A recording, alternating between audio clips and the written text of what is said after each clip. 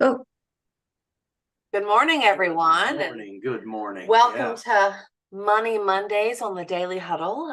Thanks for joining us today. I'm Kimberly, and this is Zach. And Still Zach. Well, welcome. Looking at what do we have?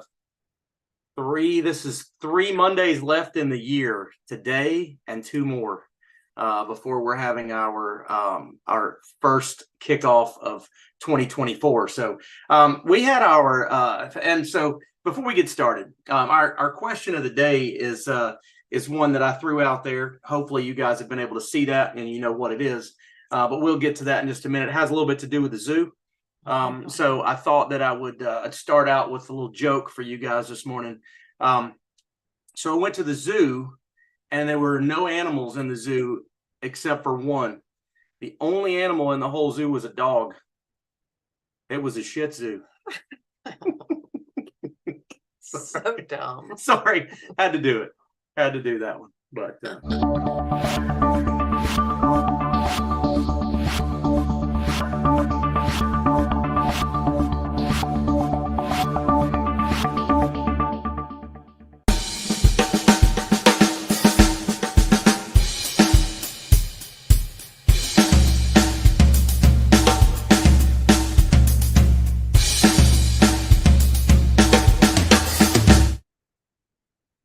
Well, good morning, everyone. I hope you all really enjoyed Zach's cheesy joke. He is a master of cheesy jokes, right? not at all. Not at all. Not a jokester. But I will say this. I am excited to talk a little bit about what we're going to talk about today. Our question of the day is, would you rather be a lion in the zoo or a lion in the jungle or in the wild? So they're not in the jungle, they're on the plains of Africa. But nevertheless, that question's been asked in kind of a rhetorical way in a lot of ways, and we're going to dive into that just a little bit here in just a couple of minutes. But before we do that, we like to start out with a few questions to kind of get us centered on what we're focused on today and where we're going from here. So I know, Chase, when I threw that question out on our Daily Huddle host chat, you answered very quickly, so you're going to get to answer this question very quickly too. What time is it, and what are you grateful for today? grand day. The time is now, right now. And I'm grateful for my father today. I had a great conversation with him this morning. So Awesome. Well, good morning. Warm fuzzies today. Absolutely. All right. Who is up next? I think we should ask Liz because I told her I was going to. So, right. Liz, where are you? And who will you hug today? Okay, I am right here. And I'm going to hug my mom. Oh, Yeah. Awesome. Keeping it all Thank the you. family on here this morning. That is right. Let's look and see here. Harumi, how are you?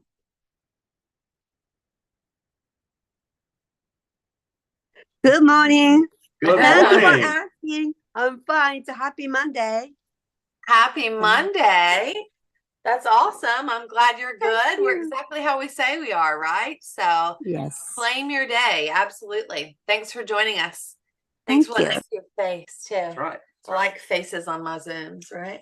It's good stuff. Well, guys, let's talk a little bit. And so we have multiple hosts for the Daily Huddle, and we have a meeting. Everybody has their podcast, their day of the week, right? And we have a meeting once a month at least where we all get together and talk. And we have a mission that we're focused on that has many parts. But we had our host meeting not too long ago, and one of the things that stuck out was we challenge ourselves, or one of the big parts of what we want to do is to empower the next generation of leaders.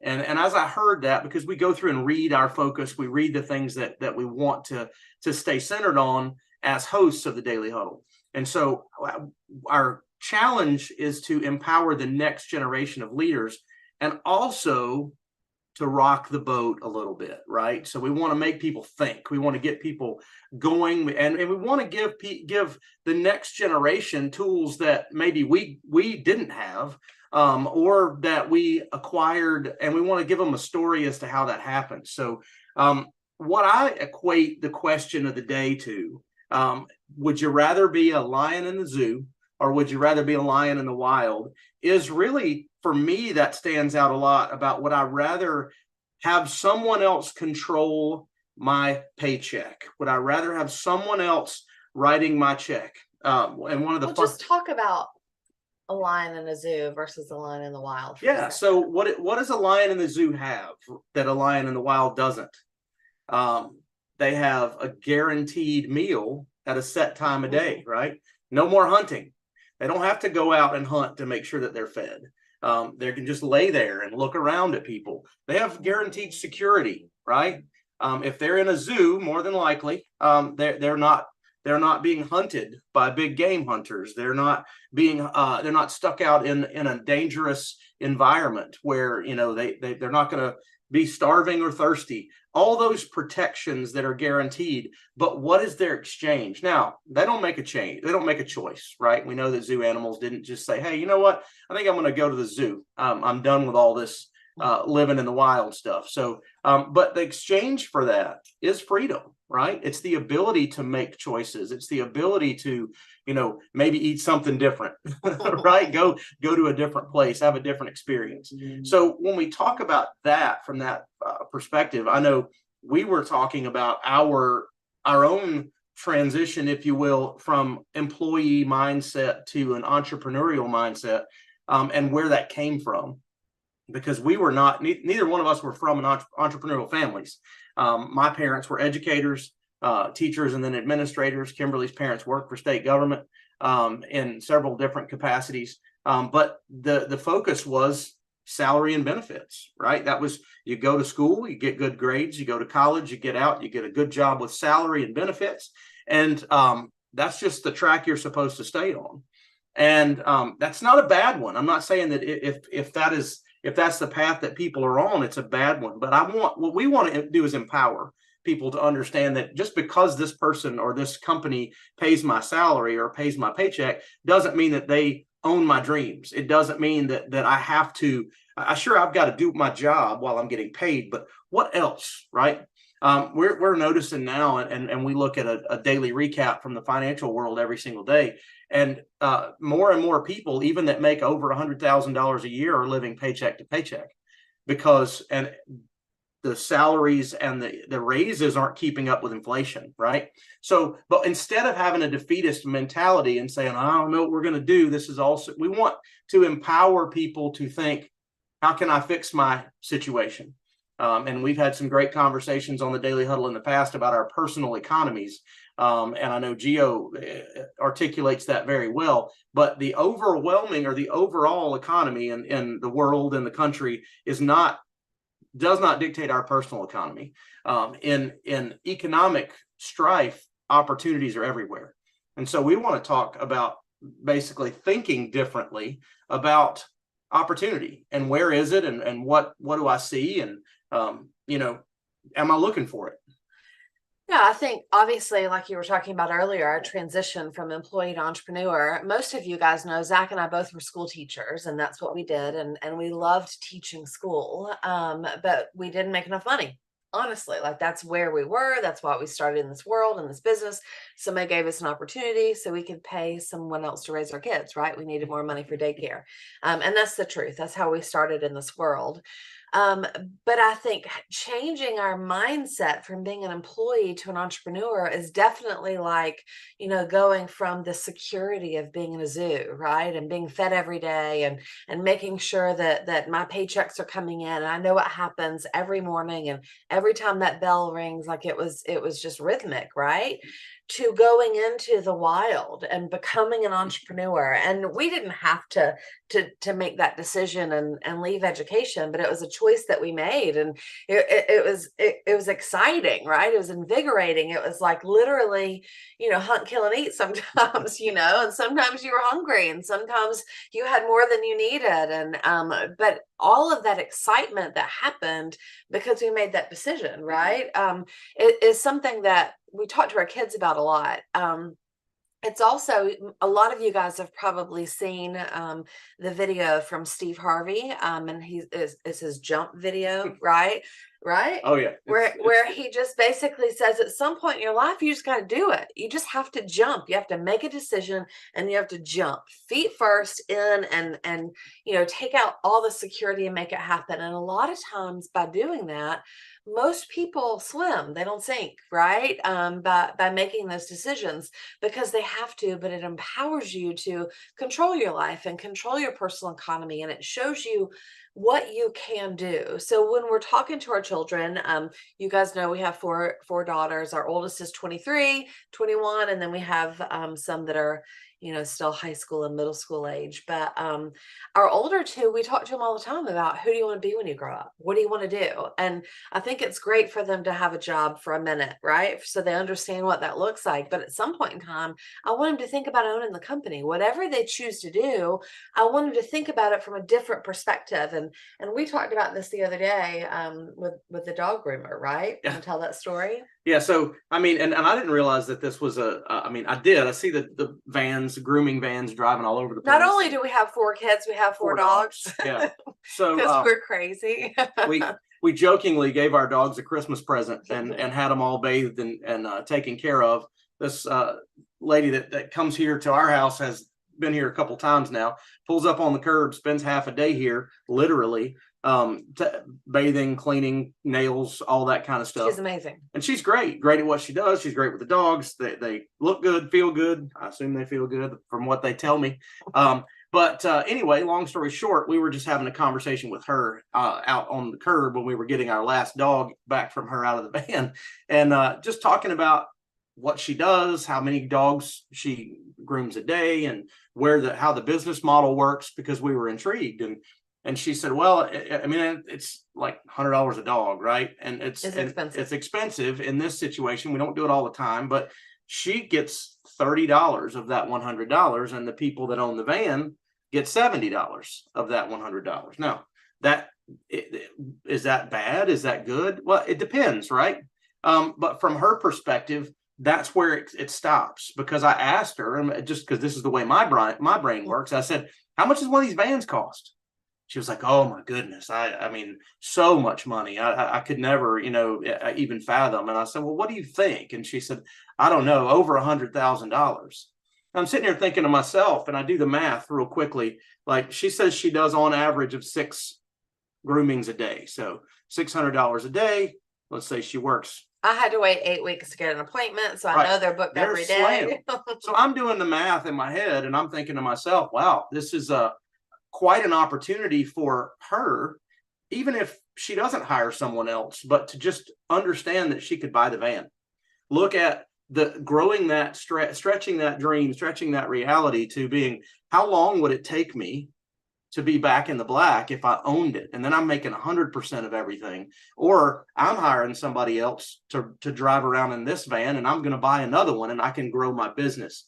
So going from thinking like an employee, and I jokingly said something to her about it, and she was like, I don't know. I never thought I could do that. And I don't know what her personal financial situation is, or that she'd be able to do that. But I mean, heck, I'm tempted to go buy a couple of vans and put some people in them and give them a bigger split.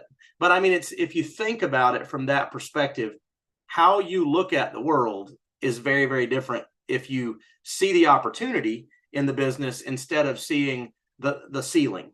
And I think that's what we want our kids, and we want this next generation of leaders to understand, is that opportunity is everywhere. You just have to look for it. You have to look with the right eye. And it's frustrating right now. There's a lot of current events and a lot of things going on. There's a lot of anger and frustration and all that from many, many different directions. But a lot of it seems to be boiled down to complaining and waiting for somebody else to fix something, or looking at where we can point the finger. And when it comes to self-reliance, we work on that a lot too. I think just understanding that all of you, ourselves, yes, there are certain things we'll run into that are outside of our control, right? But how we handle those things, how we respond to those things, is what determines our outcome.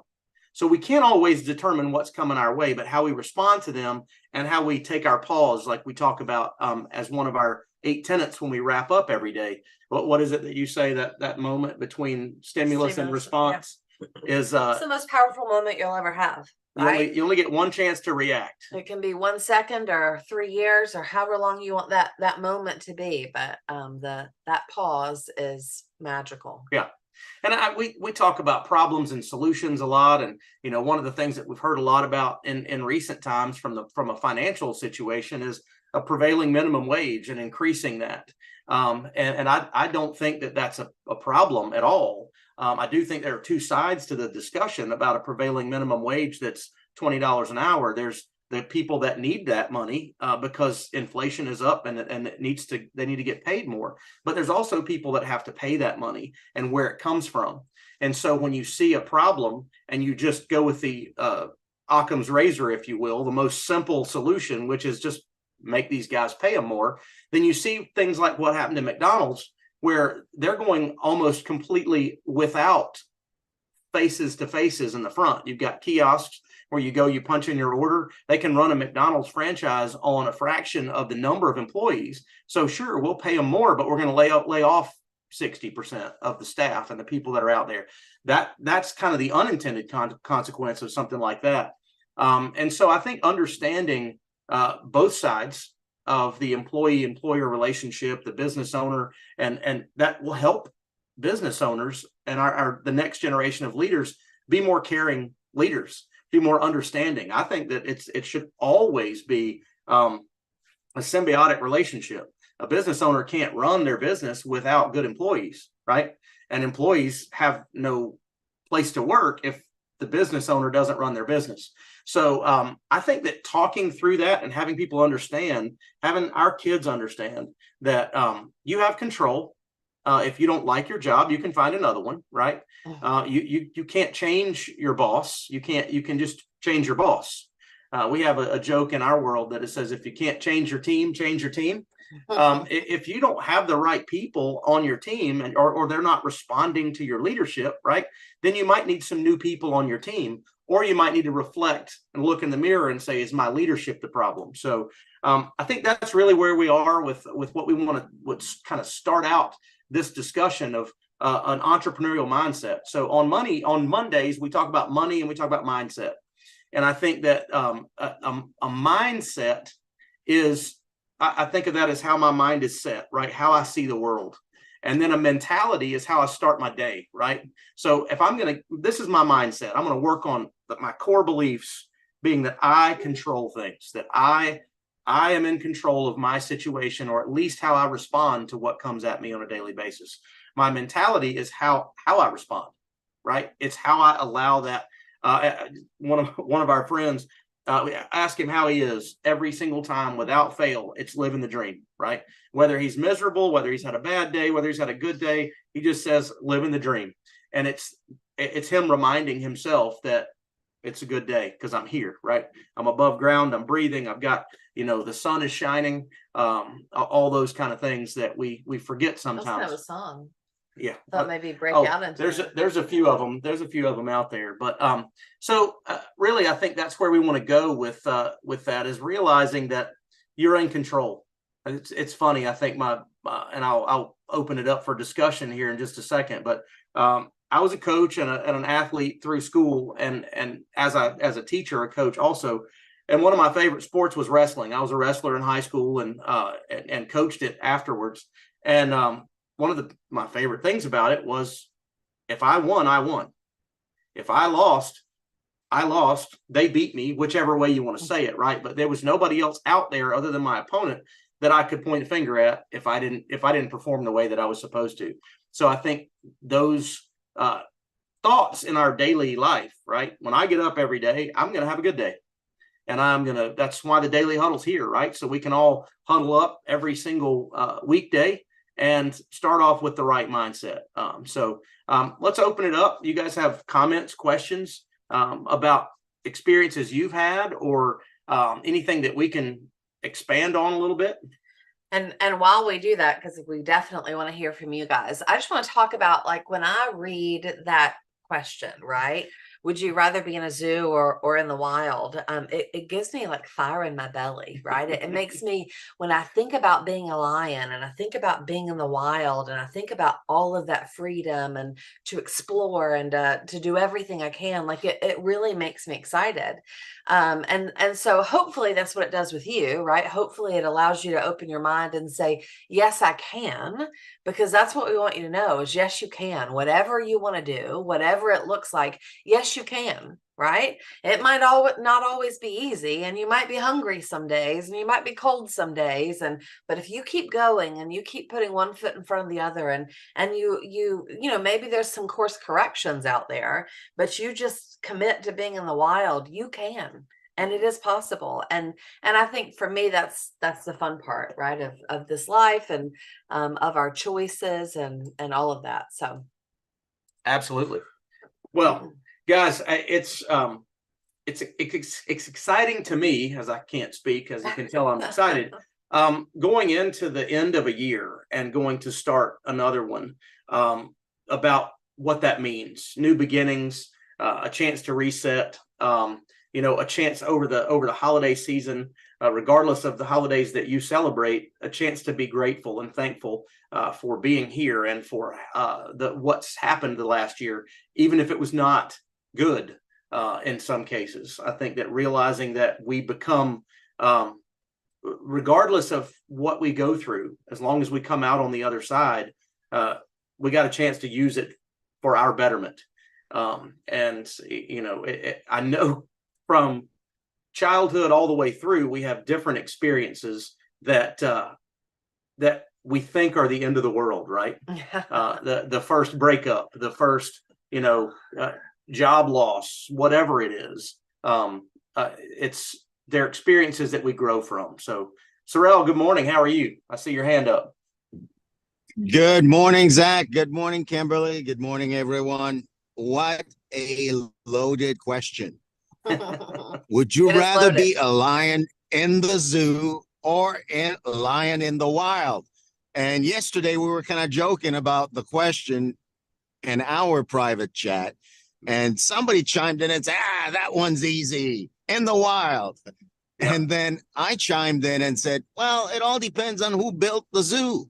How nice is it? Yeah. Tell me about these perks we're talking about, right? and then Gio said, and who's with you in the zoo, right? Right. So as I'm thinking through this, the mindset you pointed to, thank you for pointing to that. The mindset's critical, right? A mindset that says who I am is who I say I am. I'm free. I get to determine where my life goes and how it goes, right? Yes. And where I'm landing and what I'm discovering this morning in this conversation is that, yes, the mindset's critical, but if today you find yourself in a zoo, don't make the zoo wrong and don't make yourself wrong. Just adopt the mindset of the wild while in the zoo. Yeah. And who Absolutely. knows, you might end up owning the zoo. You could own the zoo, right? Definitely right? happens. Absolutely. So I wanted to chime in and you know, just say that because I'm definitely always in the wild. I love being in the wild, and I know everybody does. Yeah. And I just wanted to make sure that, man, if I find myself in a zoo one day, I'm not going to be a zoo animal. I'm just going to be that rambunctious lion in the zoo that keeps being in the wild while I'm in there. You're going to keep pushing that envelope in the zoo, right? You're the one everybody wants to come see.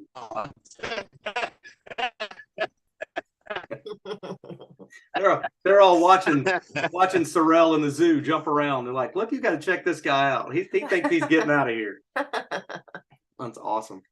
Well, I will say this, when it comes to that, and to Sorrel's point, if you find yourself in a zoo, right? So, and I don't, again, it's understanding that you have choices, that we want to empower people to understand they have choices. So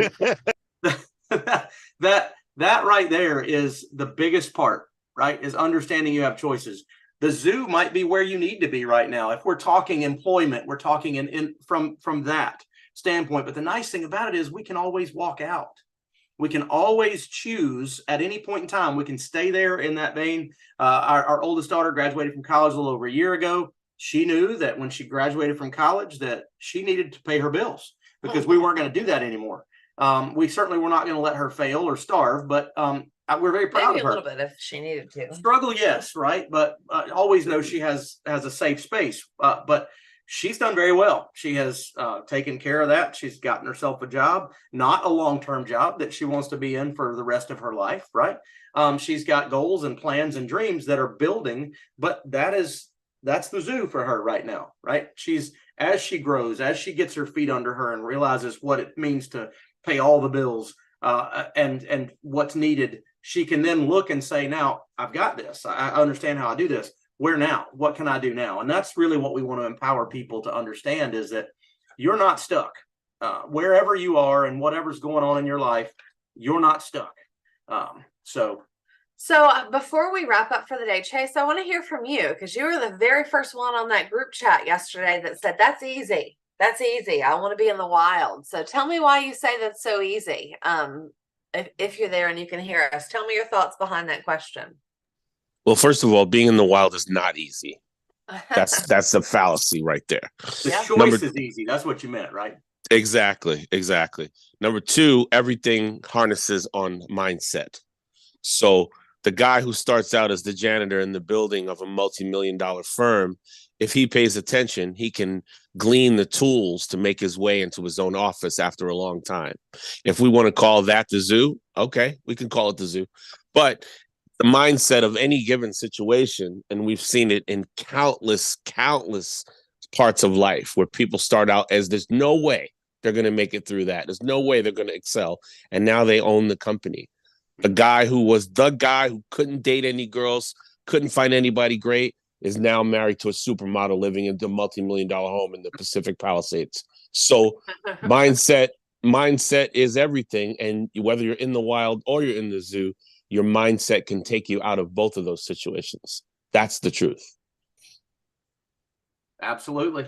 Well, I knew you'd be eloquent about that. I mean, you are, an artist and musician and all these kind of things that take that to stay in that world takes that lion's mentality of understanding you're going to have to fight through it. You're going to have to, take the bad gigs. You're going to have to, with the good ones, you're going to have to do all those kind of things. Oh my goodness. Yeah. If I could, I'm going to tell you a quick story.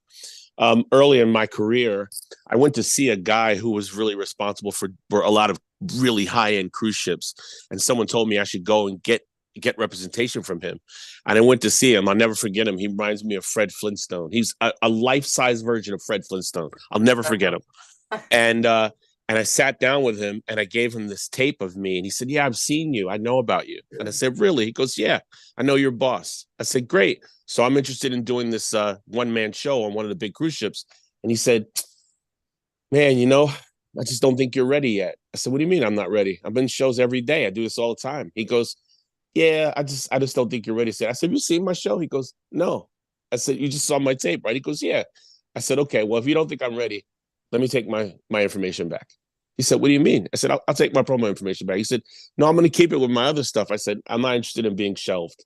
I want to be on the ship and I want to do it this year. He was like, wow, I never heard anybody say that. I said, okay, well, cool. Good to meet you. Thanks so much. And I kept auditioning and I got hired on the cruise ship in Italy, a huge cruise ship. And 6 months after I got hired as the lead singer in a 20-person show, the guy came on the ship. He was a co-producer of that show. And he saw me. And I said, hey, how are you? He goes, Chase, how are you? And I said, I'm good. He said, glad to see you here. I said, glad to see you here. And we started talking. And I realized in that moment, my mindset was bad. He would have tanked me. He said, I'm not ready. And I would have shriveled up into a little potato bug and not gone on. But I knew what I wanted to do and I saw it. And I was on the freaking ship sailing out of Venice, the brand new ship, because I said to him, no, this is for me. And I am going to do this and I'm going to make it happen. And I know he knew what I was saying when I saw him. He didn't say anything about our meeting, nothing. He just went, oh, okay, good to see you here. And I say that story hopefully to, ignite something in someone else. If you see it, you got to go for it. You got to break down brick walls. There's no other way. I mean, people love to tell you no. They love to say, well, you're not ready. Can't help you right now. Next. And maybe it's because they can't do it. Maybe it's not because you can't do it. And I'm out. All right. I think that's a great story. Very, very inspiring for sure. Absolutely. Absolutely. So something we all need to remind ourselves of. As our youngest daughter reminded us, it's the power of yet, right? So if you take everything you say you can't do and you just say yet at the end of it, it totally changes the delivery and the reception of that by your brain and your subconscious. I can't do that yet. So that being said, guys, I want to send us out in the right way to stay focused on having that proper mindset, right? How do we do that? How do we stay there physically, emotionally in the right place? Well, we want to remind you to love, laugh out loud, enjoy life, stress less. We realize what we can and can't control and let it be there. Take care of your body, eat well, eat things that you should eat, not things you shouldn't, right? Give of your time, give what you can. It's the season of giving. And I'm telling you right now, it changes your entire psyche when you give.